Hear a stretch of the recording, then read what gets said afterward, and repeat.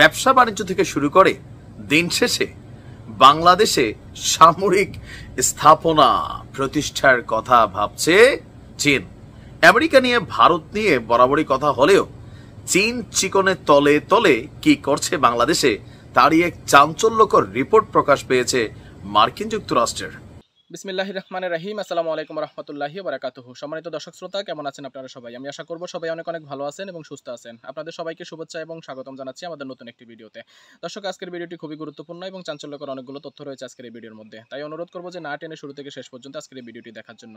আজকের এই ভিডিওটি যদি আপনি শুরু থেকে শেষ পর্যন্ত দেখেন তাহলে আপনি অনেক কিছু জানতে পারবেন এবং বুঝতে পারবেন, কারণ ভিডিওটি ইতিমধ্যে সোশ্যাল মিডিয়াতে ভাইরাল হয়ে গিয়েছে। বিস্তারিত ভিডিওটি দেখানোর আগে আপনাদের নিকট অনুরোধ, আপনি যদি চ্যানেলে নতুন হন তাহলে দয়া করে চ্যানেলটি সাবস্ক্রাইব করবেন এবং পাশে থাকা বেল আইকনটি বাজিয়ে রাখবেন, তাহলে এরকম লেটেস্ট আপডেট ভিডিওগুলো আপনি সবার আগে পেয়ে যাবেন। আপনি অলরেডি সাবস্ক্রাইব করে ফেললে আপনাকে অসংখ্য ধন্যবাদ জানাই। চলুন কথা না বাড়িয়ে বিস্তারিত ভিডিও দেখে নিই, তারপর ভিডিওর শেষে আলাপ আলোচনা করব। সম্পূর্ণ ভিডিও জুড়ে সঙ্গে থাকার চেষ্টা করুন। নে হাও বাংলাদেশ, শে বাংলাদেশ। আচ্ছা, এটার অর্থ কারা কারা জানেন? এটা দুটাই কিন্তু চাইনিজ ওয়ার্ড আছে, নে হাও, আরেকটা আছে শে। চাইনিজ ভাষা শেখা শুরু করা উচিত, কারণ ব্যবসা বাণিজ্য থেকে শুরু করে দিন শেষে বাংলাদেশে সামরিক স্থাপনা প্রতিষ্ঠার কথা ভাবছে চীন। আমেরিকা নিয়ে ভারত নিয়ে বরাবরই কথা হলেও চীন চিকনের তলে তলে কি করছে বাংলাদেশে তারই এক চাঞ্চল্যকর রিপোর্ট প্রকাশ পেয়েছে মার্কিন যুক্তরাষ্ট্রের। এখন আমেরিকার দেওয়া রিপোর্টটা কতটুকু সত্য কতটুকু মিথ্যা সেটা দেখবে চীনারা আর আমেরিকানরা, অথবা আমাদের বাংলাদেশের নিরাপত্তা উপদেষ্টা জনাব খলিলুর রহমান। আসুন দেখি এক রিপোর্টে এখন এই দক্ষিণ এশিয়ার খুবই গুরুত্বপূর্ণ রাষ্ট্র বাংলাদেশ নিয়ে কি খেলা শুরু হয়েছে। চীন হয়তো বাংলাদেশ, পাকিস্তান এবং মিয়ানমার সহ বিশ্বের বেশ কয়েকটি দেশে সামরিক স্থাপনা প্রতিষ্ঠা করতে যাচ্ছে, আর এটা নিয়ে তাদের প্ল্যান আউট চলছে। 2025-এর ওয়ার্ল্ড ওয়াইড থ্রেট অ্যাসেসমেন্ট বা বার্ষিক হুমকি মূল্যায়ন শিরোনামে প্রকাশিত এক প্রতিবেদনে এমনটি দাবি করেছে যুক্তরাষ্ট্রের প্রতিরক্ষা গোয়েন্দা সংস্থা DIA। তবে এসব দেশে চীন মানে বাংলাদেশ সহ পাকিস্তান এবং মিয়ানমার মানে এই দেশগুলোতে ঠিক কি ধরনের সামরিক উপস্থিতি প্রতিষ্ঠা করতে চাইছে আপনার তা নিয়ে এই প্রতিবেদনে স্পষ্ট কোনো তথ্য নেই। যেখানে কি সামরিক বেস বানাবে, নেভাল বেস বানাবে, পারমাণবিক কোনো বেস বানাবে, নাকি সেনা মানে আপনার ডিপ্লয়েড করবে, মোতায়েন করবে, এমন কিছু স্পষ্ট না। এমনকি চীনের পক্ষ থেকে যুক্তরাষ্ট্রের এই প্রতিবেদন প্রকাশের পর আমি যখন নিউজটি করছি প্রতিক্রিয়া ওইভাবে আসে নাই। তবে বিশ্বের বিভিন্ন দেশে নানা ধরনের হুমকি নিয়ে প্রতি বছর একটা প্রতিবেদন প্রকাশ করে মার্কিন এই সংস্থা DIA।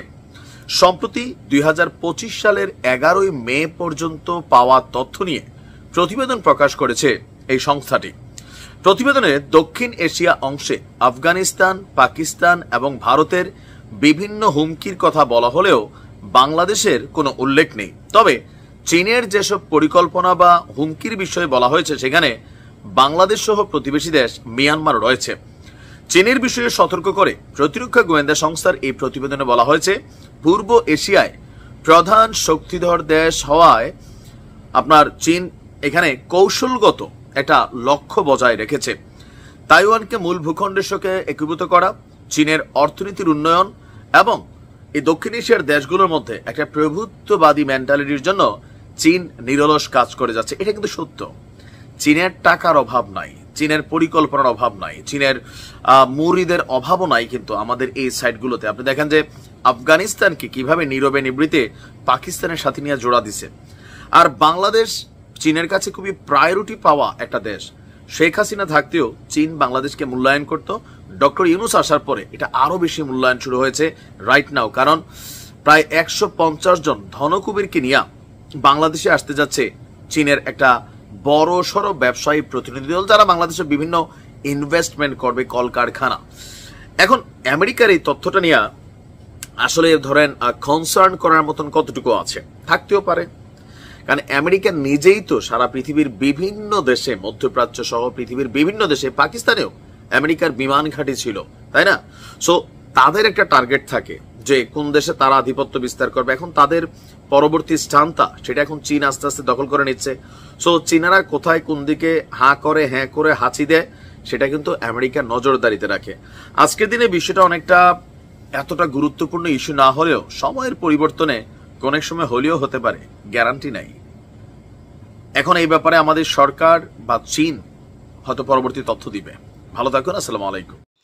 প্রিয় দর্শক, আমি মনে করি ইতিমধ্যে আপনি সম্পূর্ণ বিস্তারিত ভিডিওটি দেখে নিয়েছেন। কেমন লেগেছে আপনার কাছে কমেন্টস করে জানাবেন। যদি ভালো লাগে ভিডিওতে একটি লাইক দিবেন, শেয়ার করে অন্যকে দেখার সুযোগ করে দিবেন এবং আজকের এই ভিডিওর সম্পর্কে আপনার কি মন্তব্য সেটি অবশ্যই আমাদেরকে জানাতে ভুলবেন না। সবাই ভালো থাকবেন, সুস্থ থাকবেন।